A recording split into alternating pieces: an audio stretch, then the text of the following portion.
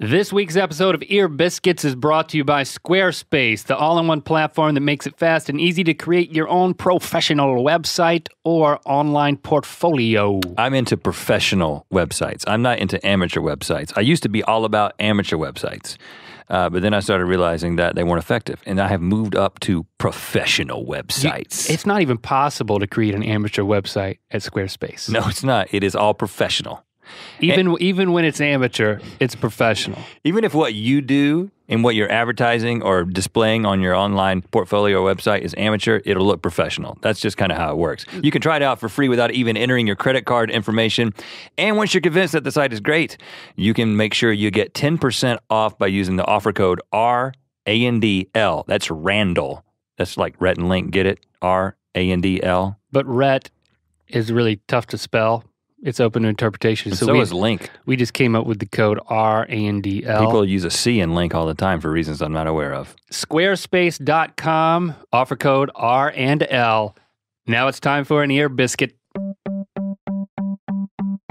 Welcome to Ear Biscuits. I'm Link. And I'm Rhett. It's time for another conversation with someone interesting from the internet. This week we have Chester C. We talked to him about his journey from Disney Channel host to shirtless bartender. We also get into his love life, from living through the rejection of his first crush to crying on stage at VidCon in the aftermath of his breakup with Taryn Southern, another YouTuber. I mean, it kind of gets gossipy. A little bit, yeah. We talk about, we try to find out who his new crush is because this person does exist. So yeah, this is a gossipy episode of Ear Biscuits. And you may know, Chester is he's definitely got a reputation for being a ladies' man, and the thing he's known most for is his music. Well, and to be just to have a fair clarification there, as a ladies' man in terms of being a performer, not like hey, we as friends with Chester C privately. This dude's known as a ladies' man. No, I'm not saying a playa. I'm saying that. He's a guy who... He writes songs that the ladies love songs. Yeah. Love. And, it's interesting because, we're musicians. We write comedy songs. He's a musician. He writes mostly original love songs, very heartfelt love songs. I mean, just like the performance at VidCon. It was incredibly heartfelt. Well, it made me think, it unlodged a memory of mine. And that was... It shook it loose? Yeah, it was that, I was like, I thought to myself, I've never written a love song before, but then I was like, I have written a love song. I wrote a love song to my wife. What? Right after we got married, like very early. You know what? No, we were engaged. I wrote a song about her. And I will tell you that this is something that I do not know about. People talk about, but it is a question. Well, what's something that you guys don't know about each other? Well, this is one. And it's this, because I'm the last person you want to tell this to, because it's embarrassing. You would not come to work the next day or at the time. Oh, come on, it's hang not out embarrassing. with me. Yes, it is. Why haven't you told me? Okay, well, first of all, because hey man, I wrote a love song to my wife. Would you like to hear it? Okay. So hold on now. You've never told me. Yeah. But to just say that is by default embarrassing, that shows a gross misunderstanding of love and music, man. I mean, I'm a comedic songwriter, and so it's not typical, but it's not embarrassing. I'm not saying you're embarrassed right now talking about it. I'm saying that there's a reason you kept this information from me. No, the reason I kept the information from you is because I kept the information from myself. I told you that it was a memory that was lodged in my brain that shook loose. Why did you bury it? No, well, because the performance of the song, which I'm going to tell you about in a second, is embarrassing in itself. The song, the fact that I had just fallen in love with my wife, and I was a musician, and I can play a guitar and write a song and sing it. All those things made sense, and I still think they make sense. And you know what? I wish, honestly, and I'm sure my wife would agree with this, I wish that, again, in the past 12 and a half years of marriage, I would have written another one. And maybe you should be. Yeah, it really begs the question. Why maybe have you should write one. Maybe you should write a love song to your wife. Oh, I write them all the time. Yeah. I just don't tell you about them because it's embarrassing. Okay. So I wrote a song, and I honestly do not remember anything about the song except the chord progression. It was I had my finger. It was a D fingering, and then like I played some different things with my pinky and kind of ran down through this like this D chord, and it was just kind of folky. So basically, Tom Petty's Free Fallin'. No, but it was a different little progression there. But I wrote this song for her, and she loved it, of course. There's a young girl. No, it was an original. Married to me. And so I performed this song for her, and she loved it. And I don't know why. This is the embarrassing part. I know this is my idea. I told her family, her mom and her dad and her sister. Okay, you told them. No, I told them I wanted to perform the song. I wanted them to listen to me sing the song. What? To her with them there. Oh, man. That is embarrassing. Now my face is getting a little red right now because... So is mine. This is weird. Because this is, me, and this is the kind of thing... I am so embarrassed for you. I can't believe that you would do this. This is not the kind of thing that I do. I'm so glad I wasn't there. Because I avoid embarrassment like the plague. Why would you do that? Because I was young, I was in love. You were married, right? No. You were dating. You had to have been dating. You know what? No man who's already married his wife would do this. We must have been engaged. I don't know. I need to talk to my wife about the specific details. I think you were trying to get engaged is what it must have been. Well, it worked. I've been married for a dozen years. Desperate I got times. 2 children with this lady.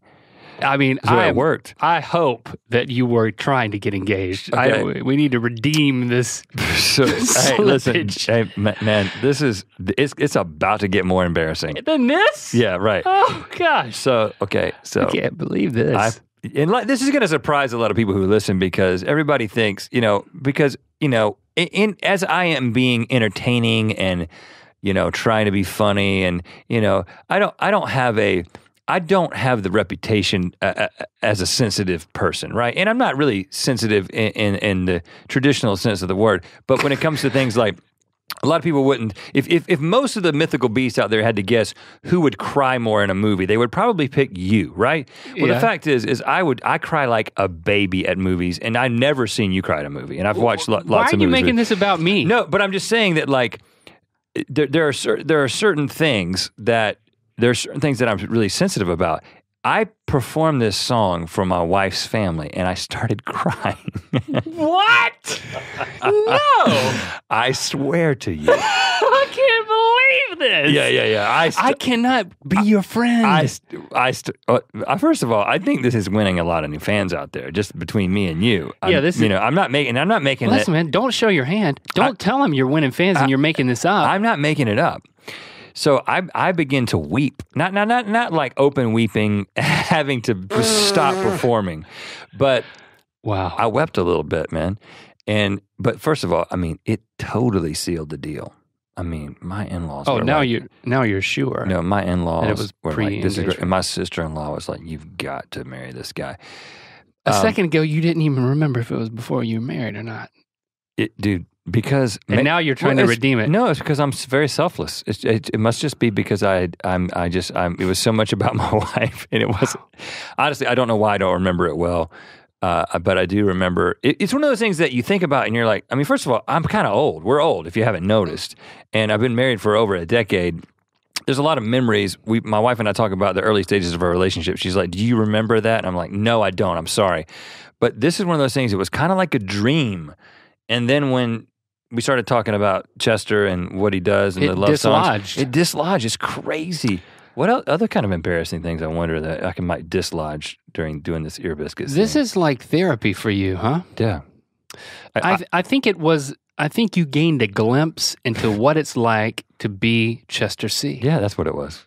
So let's get to our conversation with the one and only Chester C. And we've already mentioned that this guy sings a lot of songs on the internet and has won the hearts of a lot of teen girls out there. He's got over 1 million subscribers on his Chester C YouTube channel. He also stars in and produces Awesomeness TV's hit series Side Effects and is a co-founder of the premium content channel Yum Yum F and joins Grace Helbig, Hannah Hart, and Mamrie Hart in the feature film Camp Dakota. Here it is, our convo with Chester C.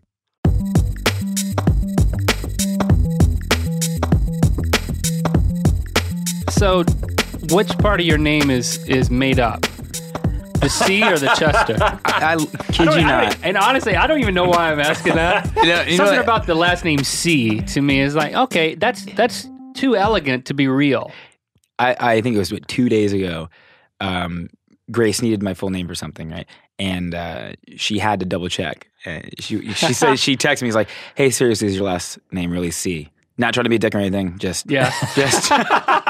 And here I am doing the same thing. So what part of your name is made up? Is it the Chester? Because that's a pretty nerdy name. Yeah. You know my middle name, right? Oh, it's the man that you have on the mug upstairs. Lionel? Yeah, Chester Lionel C. Oh. Look over here. Look, we got a whole shrine to Lionel He's on right this there. mug. Right? So, He's everywhere. Okay, so hold on. This is big news to us. It's big news. How do you have Lionel? Are Are you named after Lionel? No, named after my grandpa. But Was his that name would've been Lionel? cool. Yeah. That's Okay. how Grandpa Then that makes Lionel? sense. Lionel, yeah. I would have given anything for that. Yeah, right.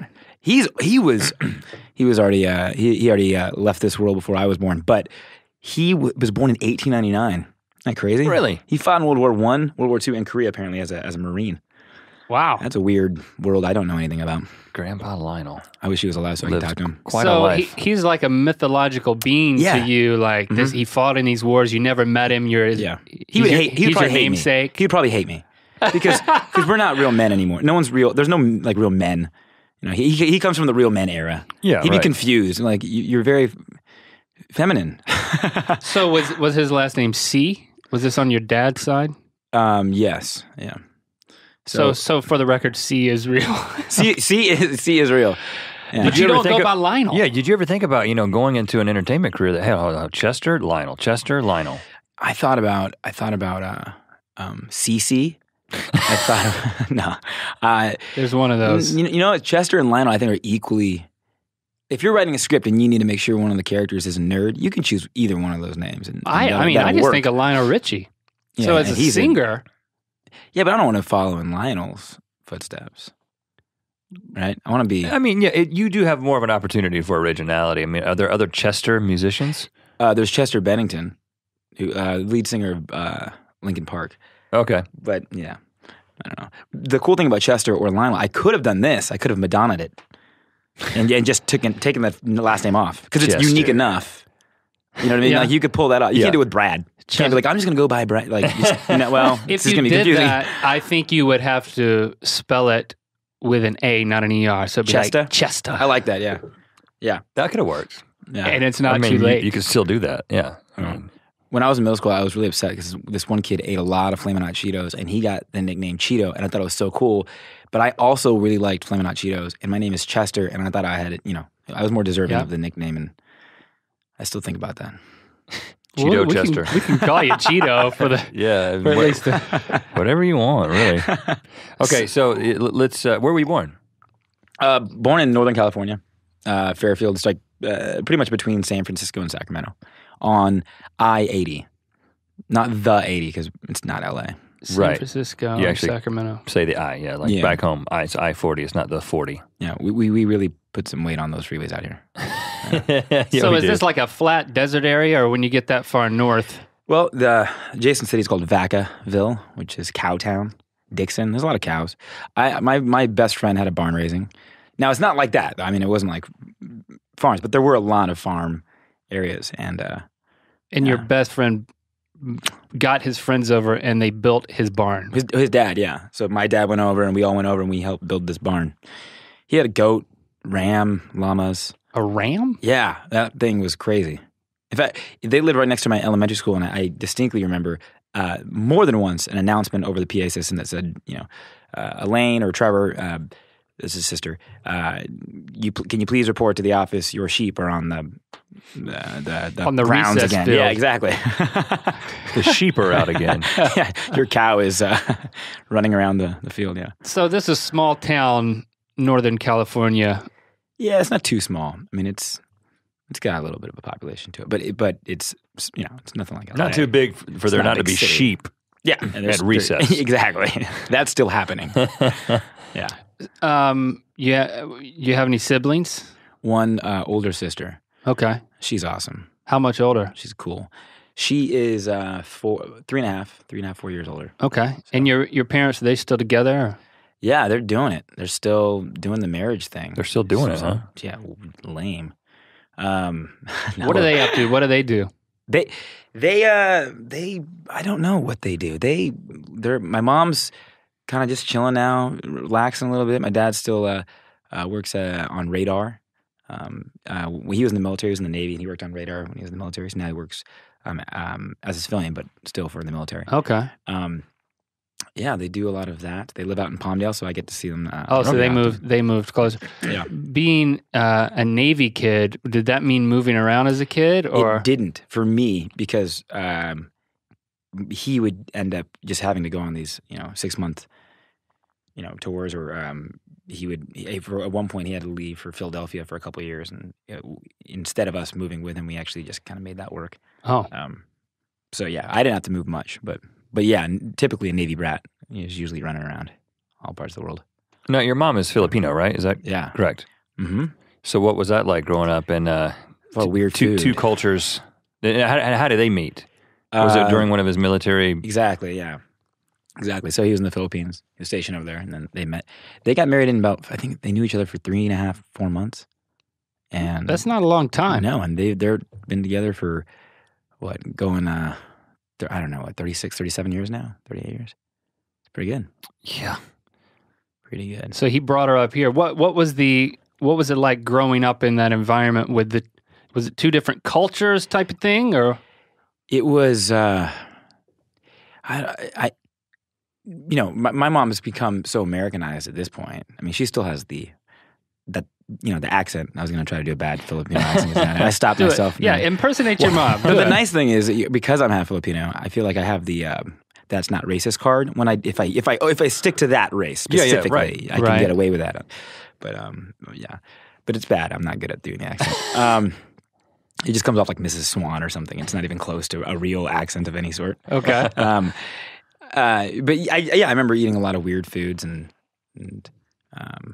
what's the Filipino stereotype? I don't know. I think the stereotype is they like karaoke. They love karaoke. Okay, is that true? My mom likes karaoke. Well, there you go. I think, but this is a good stereotype. Maybe I think the Filipinos made this one up, but they're really good at dance and really good at singing. But you can't have good stereotypes. That's not fair, right? I feel like that's a Filipino made one. They're really good at things. Well, that's the stereotype. The self-made stereotypes are those are good. You're more than a half good singer, so. Oh, thanks. Yeah, can you dance? Okay. I can move. I'm more of a mover. Yeah. I don't know if it's called dance. So your mom didn't teach you to dance. What was it like growing up? What was the day to day? What was it like growing up? I don't know. I'm trying to think here. What did I want to do? I wanted to be a pilot. Because Top Gun. So I wanted to be a fighter in the Navy. So that was probably. I think when I go back and I look at what do you want to be when you grow up, and you go to your childhood documents that your parents keep. It's always F-14 fighter pilot. It switched over to FA-18, because of the military. Right. Yeah, you were informed. Yeah. But and I wanted to go to Annapolis, and I wanted to do that whole thing. My best buddy who did the barn raising, he actually did go to Annapolis, and he followed through. He followed through. And I was like, I don't want to do it anymore. I don't want to do it. So at what point did that start to shift? When I ended up I went to UCLA and I studied acting when I was there.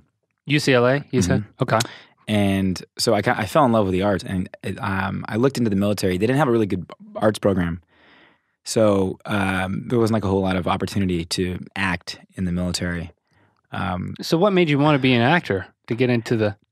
I fell in love with acting just after high school, or near the tail end of high school. I don't know. There's just something fun about being something else for a little bit. And but did you do the school play thing, or... No, I was a tennis player in high school. Okay. Yeah, that was my thing. My love for acting hit near the end of high school, and I got really interested in it. So you were like the jock, as much as a tennis player could be a jock. I don't know if a tennis player was a jock, but I definitely was I was captain of our team. And you were good. we were a Division II school. So Okay. I was good for Division II school, whatever that means. It means not good in any other Division I school. But yeah, I was that kid that was, an hour early to school every day practicing serves. I loved tennis. Tennis was my thing. Now, were you musical already, or was that something that? Yeah, I've been playing piano since I was 6. Okay. Writing songs since I was 10. So music has always been there. It's always been like a release for me, though. My parents never made me. I've never had lessons. My parents have never forced me to take. It was never work for me. So for me, it's always been a place to go when I'm stressed. So there was a piano in the house, and Yeah. you just started I was like, what do these twinkling do? the ivories. Yeah, exactly. And or tickling. Both. I mean, you can twinkle them if you want. I don't know how you twinkle them, but you can that's what definitely it tickle sounds them. like. I pay for my kids to get lessons. Maybe what should I be telling them to teach themselves? What should you tell your kids to teach themselves? Yeah, because I don't want to pay for the. Oh, how to teach yourself? How do you do it without having to pay for the lessons? Is that what you're Yeah, getting at? how did you do that? I don't know. I just kept hitting the. You know what's funny? People. It seems it's a lot easier than people think. It really, really is. Yeah, I think of it this way. You don't have to think much. I assume you can type. Yeah, Yes. I can type. But I took a class Okay, to but learn how to Yeah, type. sure did. Okay, but even still, but you get to the point where your mind doesn't have to think about where A is. Your pinky just goes, and you can just start going. It's the same thing to an extent with the piano. It's just sound. Just translate your mind thinking of letters and your mind thinking of sounds. So I play by ear. So for me, I've got a pretty good grasp of what those keys are going to sound like and how I can put them in combinations. Mm-hmm. This is the most As a- stripped down way of explaining But myself. as and a how I play. 10-year-old, you were instinctively kind of just going with this. Yeah, I'd be like, oh wow, if you hit those keys together, they make this sound, and then you Mhm. play around. You're like, oh, if you do this, that sound. And you were writing original songs. yeah, at 10. yeah, because I started having crushes on girls, Love songs. and I was like, yeah, and I remember Bryan Adams' "Everything I Do It For You" is my favorite song. Mhm. I used to listen to that on replay on my tape player because that's what we had, and I said I want to write songs like that. I'm sure that guy gets a lot of How does that girls. start? Look into my Yeah, you got it. Yeah. And that's what it sounds like? Yeah. Well, I'd rather hear Chester sing it, but Go, Chester. It's Come so on. high. No, that's a high one. That's that. I don't want to scream into your mic. I'm breaking Okay, my- so you're writing songs at age of 10 about other girls. Now, were you is this like serenading? Like, hey, baby, come over and sit on the piano kind of situation? Yeah, Moses. I've been writing, and I still do. If you anyone that follows me knows, like majority of my songs are love songs, and that's what has always been done like really well for me. But I don't know.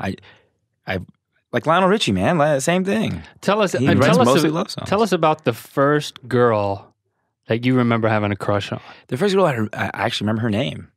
The first girl I remember actually having a crush on was this girl named Stephanie Standen. I'm throwing her name out there because Stephanie Standen. I'm never gonna see her or hear from this girl again. It's 5th grade. Yeah. 5th grade. She's listening.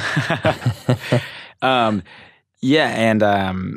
she definitely didn't like me. I remember that. Well, what was it that attracted you to her? Was she beautiful for a... I think she was beautiful What? for a 5th grade. Wait, I got to be careful how I say this, right? Well, you were also in 5th grade. Yeah, right, yeah, we're- yeah. Don't take this out of context, guys. Just Put cut yourself back in those 5th grade shoes. What do you I remember don't about think her? I would think she was so pretty today. It'd be different words. Yeah. Yeah. No, I'm sure she's still great looking today. Yeah, Chester. maybe. She is listening. I am single. That's a good name, though, to have a crush on. So what do you remember Stephanie about her? Standen. Come on. I Yeah. remember my first crush was Jennifer Pearson. She sucked her thumb in kindergarten. So did I. Well, you started early. And I was like, yeah. Like we got that in common. That didn't sound right. I but- see where you. Yeah, That's yep. not what I meant by that. Well, we're all thinking it now, though. So thanks a lot. We might not have thought of it until you did that. And Yeah. she had a speech impediment because she sucked her thumb so much. Oh, And that okay. turned you on? And was- I just thought it was really cute. And I remember locking eyes with her one day at nap time. And you put your thumb in your mouth. You're like awesome. I mean, so now it's your turn, Chester. Tell me Yeah. more about Miss Standen. I remember, when I remember 5th grade, 4th or 5th grade, and when you're that age, you think things will impress girls. I still do, irrationally, or it's not logical to think these things, but I still do. I remember thinking, if I can learn how to do a back handspring, she's totally gonna like me. Or if I can win the turkey trot, she's totally Right. gonna like me. I remember those are two real things I recall specifically to her. I remember thinking that. Did you learn any of those things, or win the turkey trot? I didn't. I do remember she was standing.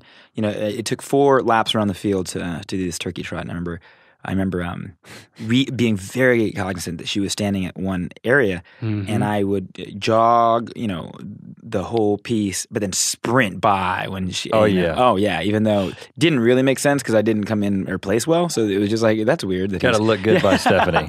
Yeah.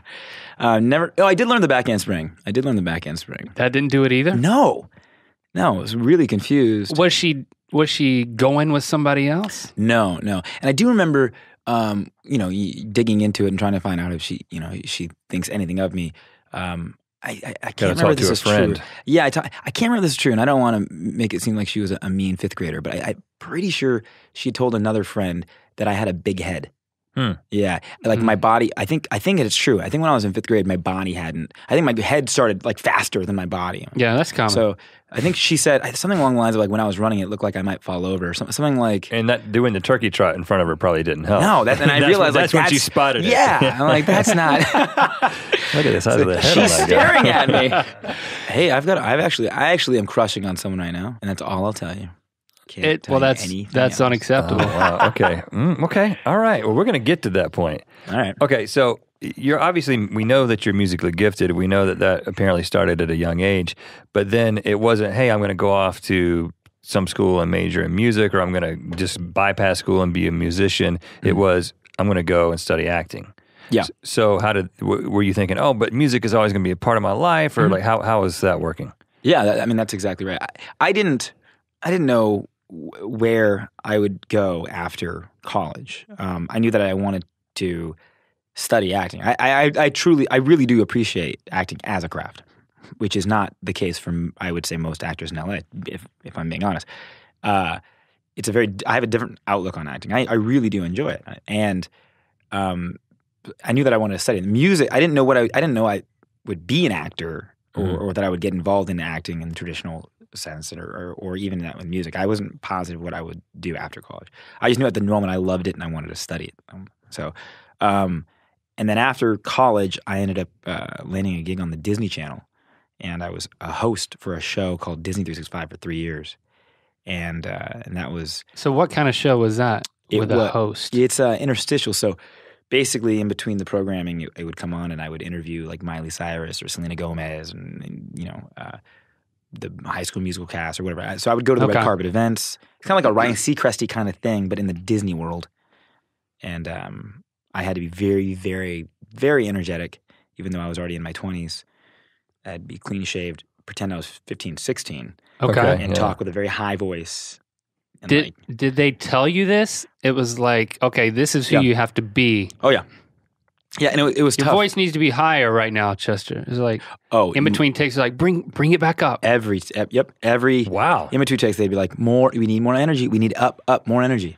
It was ridiculous. Have you ever seen it? I don't know if you've ever seen these things, but they're almost famous for being so ridiculously energetic. I'll give you a little taste. It's like, hey everyone, with all the info and all things Disney, 365 days a year, I'm Chester. Like that, Right. and that's good. And you got to maintain that. That's like walking a tight wire. Yeah. I would always warn the actors too. That's wrapped that around your testicles or something. Exactly. That's what it felt like. But it was, it could be jarring for the person you're interviewing. So I distinctly remember like I had to interview Zac Efron at one point. And I was like, hey, I'm about to get really energetic. Just warning you. You're not going to believe how high I'm about to talk. It's all good. It's all good.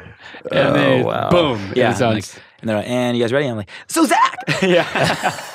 So 3 years of this. 3 years of that. 3 years, and this is pretty much a full-time thing at the time? I don't know. It wasn't full-time, but it definitely supplied me. It was a big portion of my income, and it was what it was my job. I probably did 1 or 2 a month. So yeah, I was basically the main host for those 3 years. So you're saying starting in 2006 ish, yeah, 2006, 2007 ish, yeah, 2006, 2009. Yep. Okay.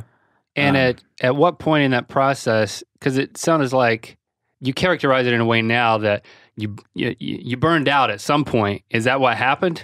You're like, I can't take any more of this. Well, this is silly. Or your voice just couldn't stay that high. I think it was a few things. I think it was honestly a part of it was my body. This is so silly, but your body caught up with your head. Finally? Well, in 2009, my body finally caught up with my head, but I got obsessed with just with lifting, and I blew up to a good ones. I don't know. I was like 175, 180 pounds. I'm not the biggest guy height wise, so that was pretty big. But it was I was a gym jerk. Jerk's not the right word. Yeah, I'm trying. You know what I'm getting. Yeah. That guy for a period of time. Really, really loved working out. So I blew up, and I remember them. It was like 2 or 3 in a row. Like I could tell they were getting kind of upset because they only put me in triple XL shirts because you can't be. You're not supposed to be a man. You're supposed to be. I'm supposed to be a 15-year-old, a 16-year-old. You can't be swole. Yeah. You can't. Yeah, you can't be exactly. And I think one of the last ones I did was the cruise, and they're like, they had to put me in a wetsuit, so they put me in literally a triple XL. So because those things are supposed to be tight and fitting, so it was like this like baggy looking wetsuit. And they're not talking to you about this. They're just handing you clothes, and you're kind of reading between the lines. Yeah, and then I stopped getting calls for more of those gigs. So. But yeah, he's too buff. He outbuffed us. Well, at a certain point, too. You outbuffed Disney. Yeah, I think that was the case. But you didn't. But you wanted to move on, or you wanted to just be huge. I didn't. Honestly, I don't really enjoy hosting. I enjoy acting in roles that certain roles I love acting in, love music. But hosting for me was a job, and yeah, you're right. I mean, after 3 years of doing it, it's like, okay, should find something else to be doing here. Are you trying to be a musician at the same time? Like, are you getting any traction at that time? At the time, I was doing more songwriting. Actually, you know David Choi, right? Yeah. Choi? So David, I knew David before YouTube, and how did you know him? Because of songwriting. He was a writer producer for Warner Chappell Publishing, and I at the time was working with some A&R over at Warner Brothers, and they paired us up. And to write that? Songs. What does that mean exactly? Warner Music Publishing, It's whatever publishing you just company. said. Warner Chappell is a publishing company, a music publishing company, and so they have the rights to tons of music, and he was signed to that company to write and produce songs for other people, other artists and whatnot. Yeah. So we got together and we were a writing team for a little while. We just co-wrote a bunch of songs, and while we were doing that, that's when he showed me his YouTube channel. And he was like, if I remember correctly, he might have even been top 10. He was definitely up there. He was definitely high in the ranks. Because David Choi had written YouTube song. The YouTube song. Yeah, the catapult. When I wake up in the morning. Oh, look at you too. Yep, yeah. Yeah, you know it. We were doing a live broadcast on Ustream every Thursday night called the Rhett Link cast. And we had a volunteer who would work via Skype.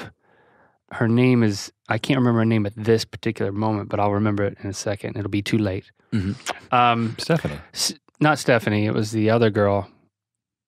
Yeah. But anyway, she said, you should get guests on your show. And we were like, okay, we'll try that. And you should get David Choi. And we were like, who's that? He's like, well, YouTube song. So then that's how we met David Choi. When was that? This was 2008? 2007 or 2008. Wow. And he performed the YouTube song live on our show. You remember that? Yeah, we did that live show for almost 2 years straight. It's great. It's like way back then. Yeah. David's part of the original, like you guys. Oh, yeah. Part of the original crew, which I love. I love, by the way, that I wasn't excelling in the YouTube platform in 2007. I was, much smaller in the ranks of anything, but I was there and I was watching Dax Flame and I was, and I was uploading and I love that I was there because a lot of the original YouTube crew is still doing their thing. And it's just kind of cool to see. Some, I won't say a lot, but I'll say some of the original people are still around. Yeah. A lot of people have fallen off, but yeah, I wish Winecone was still like. Well, you're going back to like first generation, like the first people. Because David Choi was one of those people. Yeah, he was the top back then. He was because he was even earlier than we were, definitely. So does that time out with when you were writing together? He was he was moving up the ranks of YouTube in 2006 is when you're talking about, Yeah, I 2007. think we met in 2006, 2007, yeah, somewhere around that era. So, but yeah, and that's what got me on YouTube was David. David was like, you got to start a YouTube channel and put your music out there and then see how it, you get some feedback. And I was like, that's super cool. And then it turned into what it is today. And so what was that process like? Like what was the, first video? First video was David holding my laptop, basically babying me through this, so he's showing me what to do. Movie HD was the editor. And I don't know if you know this about David, but David was kind of known for putting way too many effects in all his videos via Movie HD. So it was like, what can you add in there now? Snow, lightning, all those the 20 effects that they had. Right. And so he held my laptop and recorded with a little eye, camera, and it was shaky. And I sang one of my songs called "Goddamn You're Beautiful," and put it up. That was it. And then I just kept doing it, never stopped. Now we went back and watched that video, and there's some production to that video. It's not just a webcam video. Wait, no, you're probably thinking of the actual music video. Okay, so that was later. Later, I made a music video for it. Okay. Yeah. No. So if you saw the first video I put up, it is coming out of an old Mac. Yeah, and he's holding the laptop as a camera. He's holding and trying to do some camera work to it, but it's not. That is amazing. Yeah. I miss those days. Hey, remember when flip cameras were hot for like a good 5 months? Oh yeah. And then it went. Use your computer camera. You got to use flip. And then I was like, got to use the Canons. And now it's just it's over. You can't. So we never got a flip cam. We never. You didn't? We skipped that. Yeah, we I got involved in that. that. I thought I was going to buy 20 of them and start doing really cool things with flip cameras. I thought I was going to put multiple flips up everywhere. And, like in the Matrix, do your version of the Matrix shots. Yeah. Jump up in the air and then go around yourself in every music video. Sing a song. Yeah. So David got you going with the webcam, and then what? Was it just a slow grind kind of thing, or did something pop immediately? How did it work? Slow grind for me. I don't have a viral video. I have a song, Goddamn You're Beautiful, continues to do pretty well for me. When I wrote Nice Guys, I wrote a song called Nice Guys Finished Last, or it's just called Nice Guys, and I had Ryan and Kev Jumba rap the rap parts. And that helped bring some awareness to my channel because those guys were, I think Ryan was number 2 at the time or something like that. Yeah. Might have been number 1. Niga Higa. So you did you meet them through David? Yeah, I met them through David is a connector, by the way. David connected a lot of people. And I met him. It was because of a show called Fun Employed, or a web series called Fun Employed that Wong Fu Productions was doing. And I played Duke on the show, and that's how I met those guys. And and I did that, and then the next year I did a song called Bromance with Ryan, and that did pretty well. Yeah, I think those two are my most viral. They're not on my channel though; they're on Ryan's. But those, I think Nice Guys has over 50 million on just Ryan's channel. And then I'm in it, so that helps. But those are the only videos that I would say went viral. For me, it's just been consistently being on the space. Now, when you after that first upload, when you're like, okay, I'm going to make a music video for YouTube, I'm assuming that this wasn't like, hey, I'm going to quit my day job at this point. Like, what were you do? How were you making money at the time? Oh, how was I making money at the time? What era are we talking about? When the partnership program, like 2000, like when you first got started, when you were like, there's no money, right? When we first started, right? So you're working with David, you're co-writing. So he's got a day job at the time. Warner Chappell. You're right. He was being paid because he was actually signed by Warner Chappell. Right. For me, I was a shirtless bartender at a Korean club. Shirtless bartender. Is that a euphemism? No, that's a literalism. So tell us how that works. Well, first you take your shirt off. Okay. And then, check. And then you serve alcoholic beverages to people from behind a bar. It was really weird because for me, it was very Korean culture too. I think it was called a booking club. So the girls get in for free. The guys all sit there and the guys pay to get in. The guys pay to get in. They also have to pay. They'll buy tables, but they'll pull like a girl over and she has to come down and sit for them for a certain amount of time. It's kind of a weird scenario, but like an escort. I don't want to use the wrong words here. There are no wrong words. I just want to understand. Yeah, I don't really know. All I know Is is escort the wrong word? I don't. I just maybe. I'm not sure. Well, what were you? Were you an escort? No. Yeah. Are you? No. I stayed behind the bar. Did you ever have to take your pants off? No. Never had to take the pants off. Okay. Was every bartender shirtless? The other guy was a shirt. Yeah. Did you have the girls worked there, but they weren't shirtless. They right. were, Did you have like a bow tie on? No. I wish I did. No. You just didn't have a shirt on. And I love that you just said, no, the girls weren't shirtless. But it's funny how we said, that's when you say topless. Yeah. But for guys, we've been saying shirtless. Shirtless. Yeah. Because you didn't want to apply topless to you as the bartender. That's weird. So you're a shirtless bartender, but if the women were shirtless, they would be topless. Yes, this is true. That's interesting, but they weren't. That's nice. I just want to take a moment to acknowledge going from hosting Disney 365 to being a shirtless bartender. I mean, this is the reason quite a transition. Well, the muscles. Did they ask you to talk higher at the bar? Here's your drink. It was because I was going to give the traditional acting thing a go. It was for a short period of time. I hate the way the acting industry is set up. I do. It's such. There's just so much red tape and so many politics and so many things that have nothing to do with ambition and talent, and it's unfortunate. But I was a part of that game for a while, and to make sense of being part of that game, you have to find a job that opens your week up and opens your daytime up. Yeah. So for me, Opens your chest up. opens your chest up, opens your heart up, opens. Well, listen, there's no shame in it. There's just a lot of fascination in it for me. Okay, but I know that as we've gotten to know you just over the past year or so, we've known that you're more than just a guy who makes YouTube videos. I mean, you've gotten involved in the business of YouTube and some innovative things that are happening. So tell us a little bit about beyond you're not just a guy who makes YouTube videos and has some songs on the internet. You're a guy that's really on the cutting edge of what's happening with this transition in new media in general. So tell us a little bit about how that got started. Yeah. Okay. Yeah. So as the tail end of this pursuit of acting sort of came about, I realized that I didn't want the actual acting career or the music career as much as I thought I did. I just love music and I just love acting. But I don't want the career. And there's a big difference. And I think a lot of people don't realize the difference sometimes. And I was very fortunate to have that epiphany not too long ago. And once I did, it opened up all these fun new opportunities to be a little bit more business savvy and look into the business side of what's going on. And then because of what's happening on the internet, that was the really exciting stuff.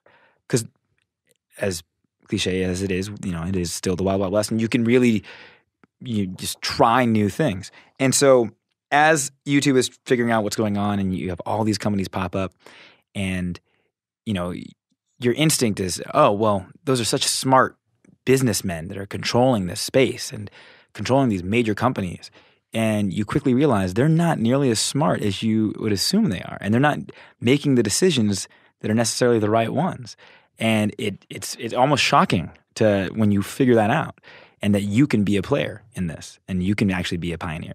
And once I figured that out, I wanted to try and do something myself. So then what were the specific opportunities? How did you start making those connections into the business side of it? Well, the first thing that sort of introduced me to the business aspect of what was going on was ended up starting a company with a buddy, Cash Warren, and another buddy, Abdul, and Ryan and Kevin, and we were just brainstorming different ideas how we could take advantage of what was going on the internet and do something really cool and innovative. Blah, blah, blah. Fast forward, we were made aware of the funded channels. I'll go through this quickly. We reached out to Justin Lin, and we all came together and created a whole new company, and we ran the Yum Yum F network, which was a fun show. So being a part of that was a great sort of intro to a lot of stuff that was going on behind the scenes. And how would you characterize that network? It was, it was Asian American centric, Asian American vertical for YouTube. It's interesting because when YouTube launched all those funded channels, I think there was an expectation that, you know, that formula was going to work. Not that it necessarily didn't. I don't want to say any of the channels don't work. A lot of them do. But I think there was a higher expectation for those Fun Day channels to be much, much more successful, let's say. Because the thought process being, okay, you put the celebrity name, you get the celebrity names involved, you get the better production, and we can help with the viewership by converting that viewership from the pre-existing viewership that comes from our YouTube community. Problem is, going back to what I said before about the word quality, and if it's not what people want to view, it's not what people want to view. And it doesn't matter that it looks and feels like TV. I think they've learned a lot about long-form content, and that I think long-form content is going to have a place on this space. But my opinion is that there's two really, really cool things that are happening right now. One is we're figuring out long-form. We're figuring out how to make sense of it, get the viewership is catching up for long-form, which is going to exploit the fact that it doesn't matter where you're distributing, and we should see some ad dollars increase because of that. It only makes sense. And hopefully marketing gets involved soon, because we haven't seen anything get truly marketed, not in the multi-million-dollar budgets that any TV show would get. Right. And that's a part of the formula to make sure that's successful, so you can control that ROI. Right, television shows will spend as much money on marketing as they will on making the show. Oh, and you think about everything that we make on YouTube, Zero. and there is no marketing. No, zero. It's not that there's. Yeah, no, and I talk about this all the time, but it's so frustrating, but also exciting, because hopefully it'll happen soon. But imagine the day when someone does spend the $40 million that one of those network television shows gets on marketing, and they put up the billboards, they put up the advertising, they put up they get it in the magazines, because if that happens, all of a sudden it is legitimate. You're paying for legitimacy. Right. Yeah, you've changed perception. It doesn't matter. Now it doesn't matter that it's on YouTube. I want to see what happens when you do that. I wish that YouTube would just pick even a YouTube, or pick you guys and say, okay, let's just get some billboards up on Sunset. Let's put some a real marketing camp behind this, and let it be distributed on YouTube. What should we do in our billboard, Chester? I think, this right here, we got to make that a household symbol. Because I love our fused heads. Fused heads, yes. Okay. Well, I think we would do the business shake. If you put me and you doing the business handshake on billboards across America, I think I could start something. Yeah, I'm in. Oh. If you guys need a CMO. Okay. We're certainly open to that. Yeah. Yum Yoff, is that how do you do it? Yum Yum F. It's Yum Yum F. Okay, it's an acronym for You Offend Me, You Offend My Father, which is a Bruce Lee. Right. Okay. And beyond getting that started with those guys, I know that you've been involved with, speaking of long form, what's happening with side effects. Oh, yeah. That's exciting. That's really exciting because, if you know what happened with Awesomeness TV and the acquisition in DreamWorks, Jeffrey Katzenberg, actually, I think he said this publicly, and I can't remember where it was found, but someone was telling me he'd actually brought up side effects, and he seems to be excited about it, which obviously is a good thing. And then Brian, being who Brian is, if you know Brian, he's just he truly is a pioneer in this space, and what he's done with Awesomeness is amazing. So yeah, I think that we're in a really interesting opportunity here to do something that with side effects that might not have really been done before. Exploit what I was saying before. Now it's a long-form narrative musical series, right? Well, okay, so here, it's a little tricky, but easy to explain. It's a movie. The first thing is a movie. It's almost 2 hours of content, and we are releasing it in 3 acts. 1, 2, 3. So we just released the first 40 minutes of a movie. Now, we want it to go. It makes most sense to be a series, television. Yeah, and actually like a 30-minute type show, I think. So by releasing it at 40 minutes, that's about almost an hour's worth of programming in the network television world. 42 is what they're. We were able to put up a comparable and say, okay, well, side effects. We released it 1 week. We got 2.1 million views. Well, what does MTV get on Teen Wolf? I don't think it's 2.1 million. And so a lot of these network television programs are hit. That's for a lot of channels. That's a hit show if they can get to 2 million in a week. And so we have that direct comparable because of the length of time that we released it. So that was, again, I think that's a testament to how smart Awesomeness TV is and what they're doing. But so now we're we just wrapped the rest of the movie. We'll release it again, and we'll release Act 2 and Act 3 over the next few months. But the big picture here, I think, for everyone is where our minds are is let's make this a real show. Let's just make a how many episodes are in a show like that? But let's make a Glee. Let's make the next Glee. Now you show up in a lot of places. I mean, you play the older brother / father figure basically in that story because the dad is that is the story, looking for the dad basically, right? Mm-hmm.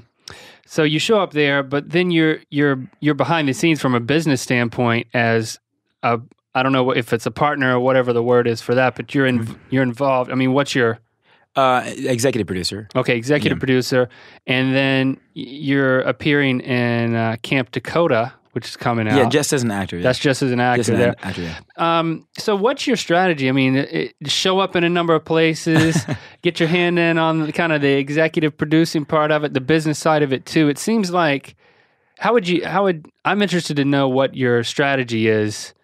How would you characterize it? We haven't even talked about what I'm actually most excited about, though, okay. too, in this space. So we'll get to that next thing. No, give it to it. What is it? Factor it in. Well, then what I'm actually most excited more than anything else is actually the music industry and how the YouTube is going to play into that. And I'm in the middle of building something out for that right now. That's where a lot of my time and energy has been going. I'm looking to start a company that revolves around making sense of distribution for music online, given that radio has controlled their business for so long.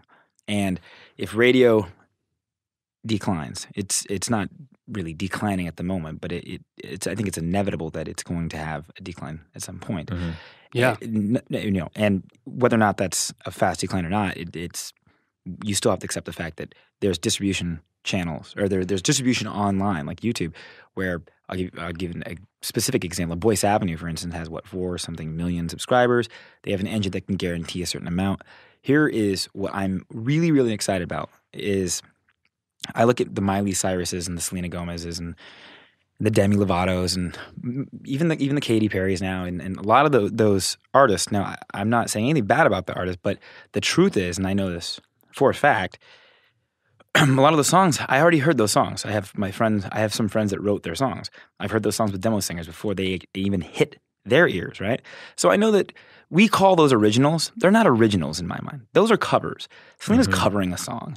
Let's be honest. Demi Lovato's covering a song. But they'll never say it that way, and they're going to get the writing credit with quotations, and they're going to play that game. And that's so that the perception is there for the kids to feel like that's her, that's Miley's song. Like she wrote that, that's coming from her. No, usually not. Now, that being the case, what excites me about that is, so what really is the difference between when Demi sings a song, in my opinion, what I would say is a cover of someone else's song, and the next day, someone with massive distribution decides to do their own version of that song and releases it. There's not a big difference. The fact that they are, quote unquote, covering it, if they're doing it online, is just public. But she went behind the scenes, grabbed somebody else's song, and did the same thing. Now she paid for it, though. A record. Right? Well, and here's the other thing: is the record labels also spend a 6-figure amount on radio spins, right? Yeah. Also playing that formula where, okay, let's just pump it into the ears of the listeners, and there's only so much radio real estate to be had. So they're really working off of a very specific business model to make sure that these songs are successful, and it costs a lot of money to do so. That's why distribution on the internet is so exciting for the music industry, because it's going to democratize music eventually. Eventually, we are going to have an option of these great hit songs that are written by these amazing songwriters that are given to Demis, but they're given to the world. And anyone should be able to create a version that can be the version that is most listened to. I think we will soon see scenarios where the Boyce Avenues and the Tyler Wards and some of these great musicians that have will do covers quite often. They're already popping into the top, singer-songwriter charts. But it's just getting more and more and more because their distribution is growing and growing and growing. Imagine the day when, Demi releases it, the sales are so-so.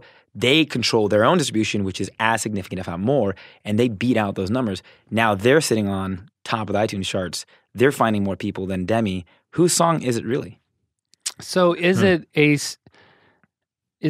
specifically cover oriented thing as opposed to original songs? Because that's what you're using as your example.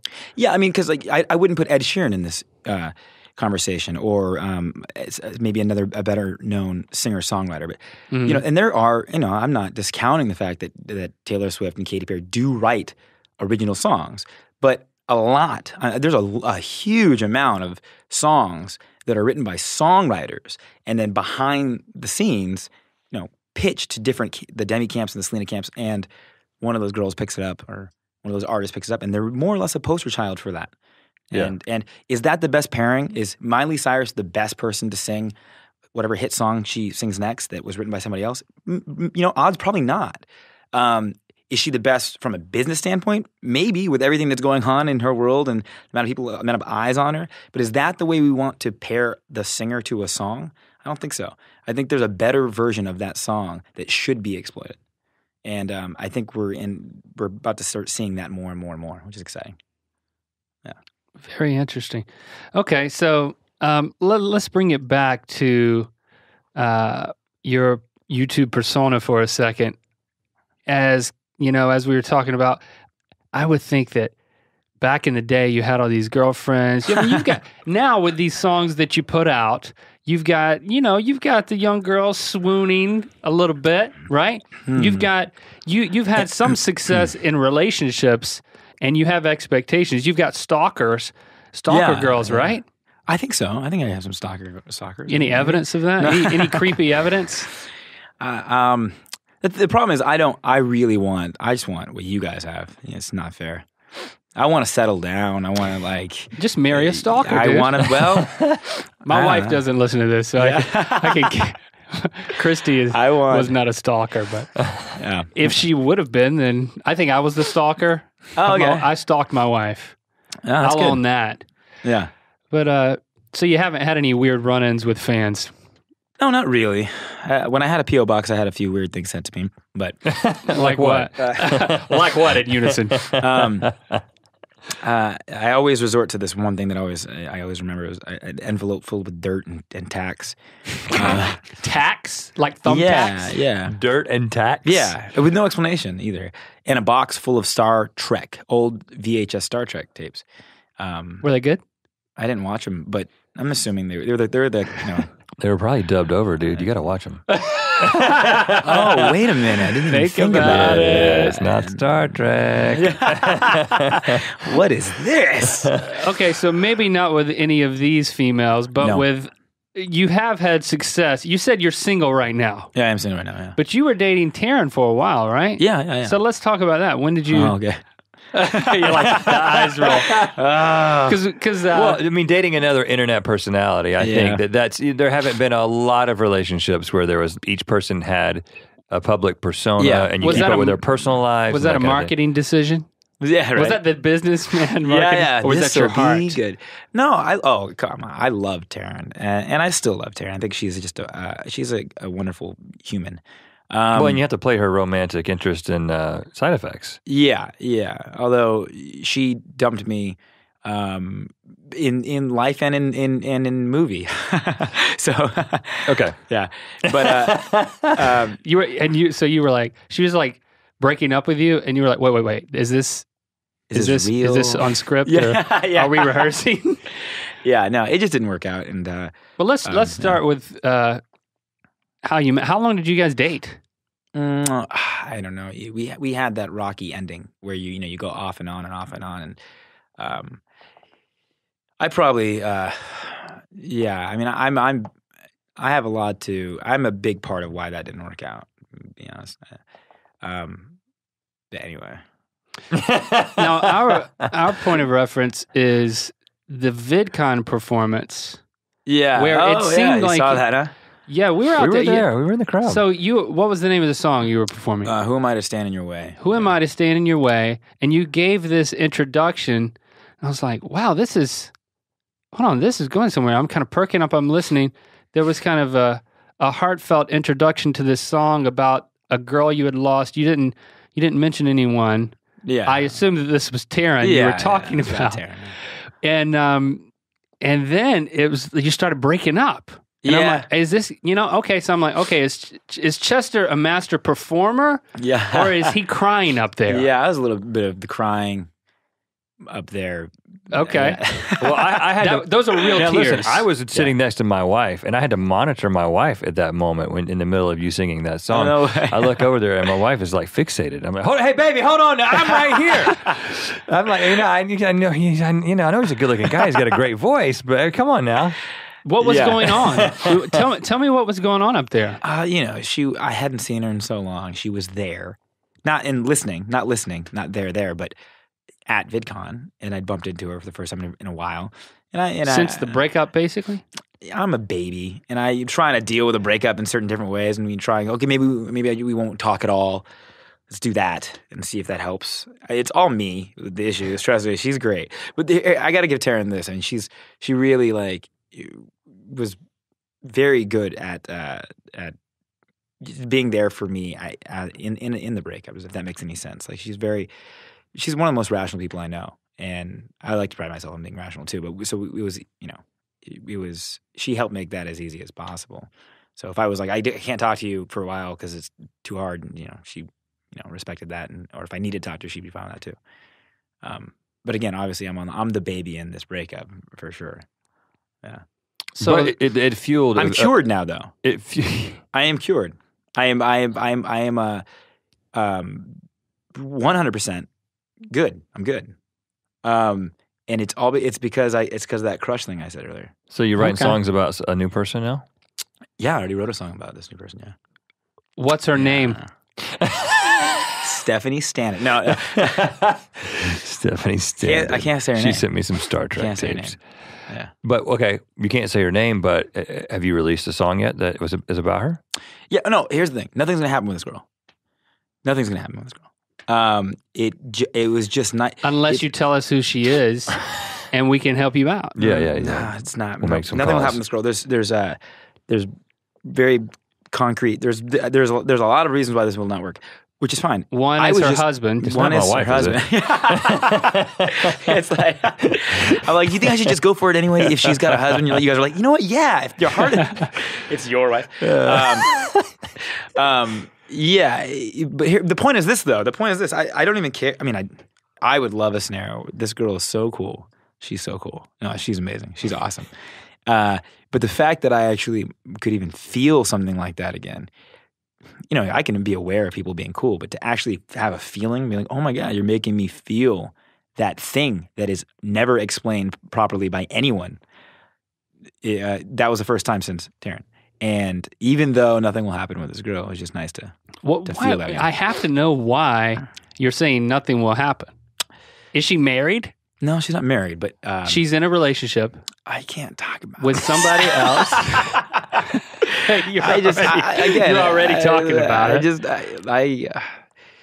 Yeah, you both know her. Oh, that's Yeah. No, I'm just thinking really. I'm so bad at this. I'm really good at pushing people to talk about things. Yeah. But I would never see it. But here's the thing, and this is where it's great. I get to be. Let's ask yes or no questions. Let's play that game. Oh, I cannot leak because is she? I can't. Is she taller than you? Yeah, I can't. No. This is like the game of guess. Guess who? Yeah. So she's shorter. Does she wear glasses? She's shorter than you. I can't give out any more details because you know her, and because I really don't want her to know. I really want this to wash over and get back to her content with friends and be happy that we're friends. And again, I'm just excited that I felt something. Does that make any sense? I sound like a cheesy It's not as dork. okay. Yeah. So there's even if it's not about her, it's about your feelings for her. Yeah, no, it's this sounds that you absolutely can have ridiculous. Those feelings. Yeah, I get that. It's absolutely ridiculous. Yeah, I'm a little like, that sucks. There's nothing more will happen. However, the fact that I could even get there, because after Taryn, I was for the longest time, I was just kind of like, I was like nothing. I wanted her. I just wanted her back. Mm-hmm. And is she a man? Yeah. Yeah. So It's like I'm not even going to participate. Link, if you're going to keep being this way, I'm never going to speak to you again. So we're going to have one of those relationships where we can't talk anymore because I'm being so awkward about this. Or you could just stop now. I promise. That's why I'm here. That's why there's two of us, so the conversation can continue. The last one was just a joke. Unless you want to date guys. But the interesting thing is that you have, you use the breakup. It fueled your creativity. You wrote an amazing song about it. I think like 8. Okay, eight amazing songs. 7 or 8 songs. Yeah. Is that how you? I mean, and now you're writing a song about this new crush. So, do you ever write a song that isn't true? It's just like yes, but I don't like those nearly as much as those. Take longer to write. Those are from writing sessions with guys or people, whoever writers, and those are a little more contrived, and you can feel it usually. The songs that come from something, you can pump those. I at least can pump those out. Mm-hmm. They kind of just spill onto the page, and So yes, I do write songs that are not about something, but I'd say the majority of my music is all from real things. Yeah. Hmm. And what's next? What's on the horizon? I know you've got. By the time this is out, Camp Dakota will have been released to the world. Oh yeah, I'm in my boxers for a lot of that movie. Most of my screen time is in my boxers in that movie. The funny is, I'm really, really good friends with Chris Rydell and Nick Rydell. I've known them since middle school. Oh, really? I've known them since 7th grade, even though Chris always says 6th, and I get really upset because I'm like, I didn't know you in 6th grade. And anyway, every single time, like, you can't remember. Anyway. Do you put tape on the inside of the boxers to make sure that the hole doesn't open up? No, because that's what I would do. That'd be funny. You know what I love about being a little older? Did this happen for you guys too? Like, oh no, I hope I never get seen naked. And then it really is that like old man locker mentality. I just don't care. I really if something flap opened up, it would be funny to me. It would be embarrassing for the person who saw it. Yeah. But I would be like, that's my penis. And I'm looking at it right now. There he is. Yeah, somewhere recently that happened. I was like, it is an old guy thing. Old guys don't care. You lose your shame. Yeah, you do. You just forget about it. That's funny. What was the question? Oh, what's coming up next? And then more side effects, and then what about? I'm producing a movie. Actually, producing a movie in the next few months. We're going to get started. I don't know if I'm allowed to say who the director is yet. So I won't, just in case. Is he taller than you? You know him. Are you dating him? Do you have a crush? Do you have a crush on him? Yeah, exactly. Is he taller than you? He's such a great guy, and no, but the movie's really, really cool. The movie's really cool, and it's think of it as this is the end for the YouTube community. And very cool. We got a pretty good budget, and a lot of the same. Cash is involved, and Mark Steinle and John Strauss are involved. Those guys wrote something about Mary, and again, I don't know if I can list the other players, but I'm sure we'll have an announcement in the next month or two. Okay, and we're talking YouTube release here, or like, I think this is it's kind of the same thing that we're doing with Side Effects or Camp Dakota. What they're doing with you make a good looking feature film, and then you play the distribution game afterwards. You figure out, there's opportunity. You don't have to have a distribution plan necessarily, before you finish the movie, because there'll be opportunities. Right. Well, we're excited to see that and everything else that's coming down the pipe. Yeah, and let us know when Miss Standen reaches out to you. We want to hear from you. We're going on a triple date. Let's do it.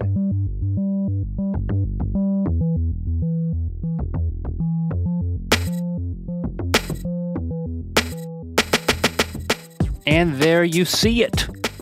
I tried to make a pun with his last name, but then I realized that you're not seeing anything.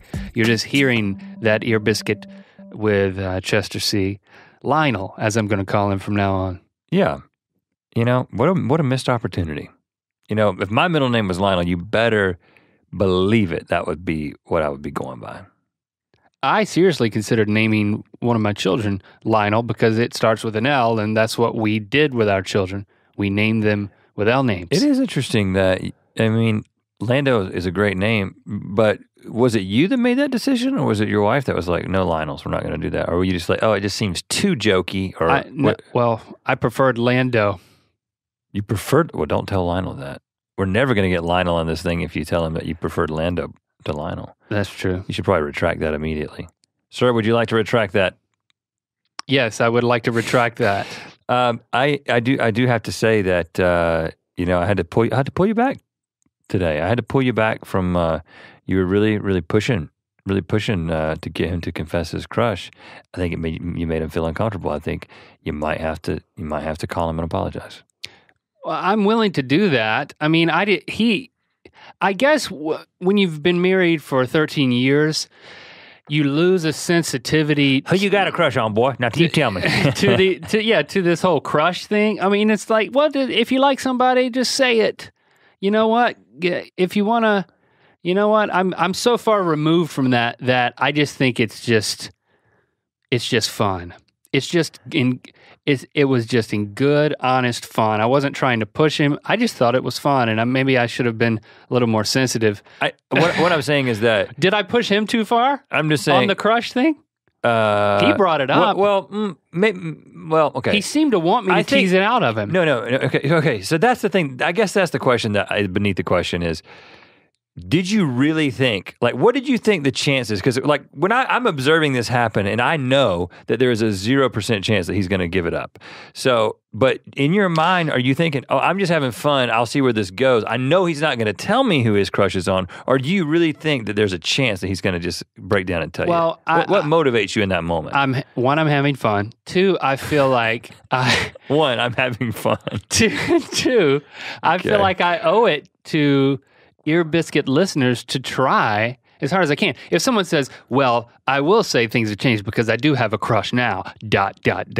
I owe it to the listeners, Rhett, to see... The Biscuiteers? To see what the ... dots can reveal. I agree with that. And I believe that you should have asked him twice.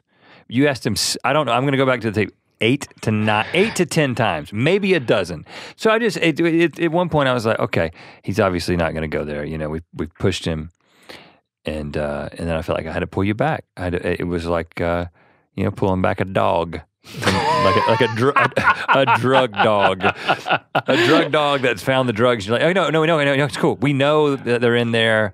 We're going to take care of it now. We're gonna give you your little reward, but you don't get to actually get the drugs in your mouth. Chester Lionel C. I'm sorry for pushing you so hard. I mean, I actually apologized to him once we stopped recording. I said, "Hey, man, I hope you'll forgive me for." I didn't speak English, first of all. I said, "I hope you'll forgive me for making you squirm a little bit," but and I don't remember what I said after. I'm sorry. I wasn't. Now it's all in good fun. Now you've made it public. One, I had fun. Two, no. Okay, well, we're still friends. He didn't leave upset. No, he didn't. He hugged us both. I'm a little upset. I don't know who his crush is. Yeah, well, I'm freaking upset. Well, I know who it is. Who is it? I'm gonna keep it to myself. You think you know who it is? No. When he hugged me at the end, he whispered into my ear. No, you think think you know who it is, huh? Don't tell Link. Who do you think it is, Brett? I'm not gonna say. You can't, and you're not. You can ask me 12 times, and I'm still not gonna tell you. Are they taller than you? Taller than me? Is she taller than you? Yeah, this woman is 6'8". Yeah, that would narrow it down. What if he would have said that? I'm not going to tell you who it is, but she's taller than Rhett. All right, guys. Thanks for listening to this Ear Biscuit. We're in this together, and we do this every week. I don't care what year it is. I resolve to be here for you and to do these until we stop doing them. And for those of you who are listening... You're going to leave before I leave, is all I'm going to say. And for those of you who are listening in the distant future, the year 3003, almost a whole millennium from now. Wow. Just in case that happens. Just in case you're in the year 3003 and you're listening to this. It's like, wow, don't we sound weird? Hello. Hey. This is what we talked like. Hey, future people. This is what English sounded like. And we're glad that you listened. And that is what this is. I mean, like we said at the beginning, the inception of this was it's a time capsule of these interesting people from the internet at this particularly interesting point in entertainment. It's encapsulated for the people of 3003. Yeah, because the world ends in 3004. Everybody knows that.